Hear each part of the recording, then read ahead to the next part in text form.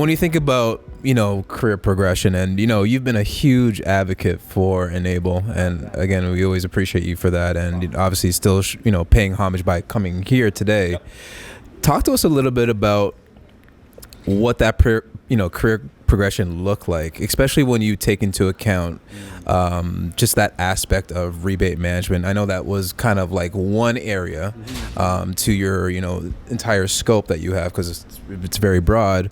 But how did that kind of help prepare you for that next step? What were some of the key aspects of the rebate management world that you could actually see taking with you into this new role that's going to help not just yourself, but the other people that you're going to be managing? Right. Yeah. So interesting. So my career at Rexel stemmed from being very operational. So I was running a business unit that had warehouses and moved product around. And then after about 4 years of doing that, I moved in what I would call like an executive function, a little bit more removed from the movement of boxes and collection of money in a transactional sense, into supplier strategy and digital strategy. So those came together quite nicely with Enable. On one hand, we had what I'll call, for lack of better words, a broken process. Quite manual, and on top of that, very manual and very inaccurate. So you would see the cascading effects of that through our business.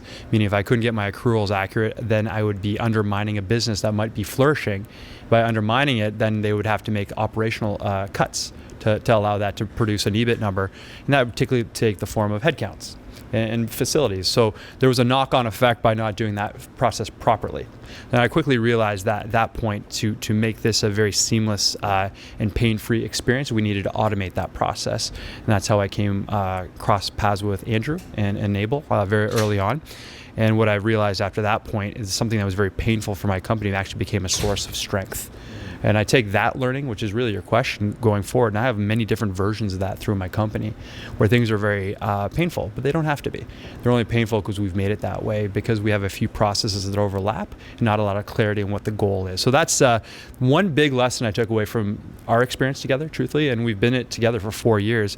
I don't hear people complaining in my company about our rebates anymore. It's crystal clear.